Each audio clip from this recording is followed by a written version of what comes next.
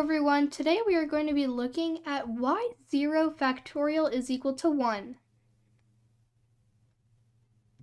So if you don't already know what a factorial is, I highly recommend watching previous lessons on this, but a factorial is the product of a positive integer and every positive integer less than it. Now let's take a look at a pattern we can see to help us determine why 0 factorial is equal to 1. Well, we know if we're looking at ascending factorial operations like 1 factorial, 2 factorial, 3 factorial, 4 factorial, there's a pattern where an additional number is multiplied each time, and it's 1 more than the previous factorial. So for example, 2 factorial is 2 times 1, while 3 factorial is 3 times 2 times 1. So we are multiplying this additional 3, that is 1 greater than 2. Now let's take a look at the reverse of this pattern, or kind of just backwards, by looking how we would divide instead of multiply. So we know 4 is 4 times 3 times 2 times 1, which is equal to 24. Now we see to get to 3 factorial, when we're getting from 3 factorial to 4 factorial, we're multiplying by 4. So to get the reverse, to go from 4 factorial to 3 factorial, we would divide by 4. So that would get us to 3 factorial is equal to 24 divided by 4, which is 6. Or you can also just know that 3 times 2 is 6. Now with 2 factorial, we would divide by 3 to get from 3 factorial to 2 factorial, which gets us to 2.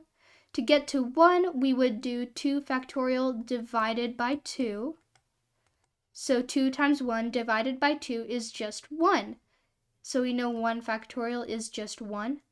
Now we get to the tricky part with 0 factorial. So we have our 1 factorial and we see our pattern of dividing, descending each time. We started dividing by 4, 3, 2. So now it's only natural for us to divide by 1. But when we divide by 1, we just get 1 divided by 1. And 1 divided by 1 is just 1. So we can see that in order for this pattern to continue and be valid, the pattern would call for 0 factorial to equal to 1. We can also see this in the form of an analogy of arranging different colored teddy bears. So we know we can arrange 3 different colored teddy bears 6 different ways, 2 different colored teddy bears 2 different ways, but with 0 different colored teddy bears, meaning we don't have any teddy bears, there's only one way we can arrange them. And that is by doing absolutely nothing. And that's because in math, empty space is still a valid configuration. So doing nothing still counts as a singular choice.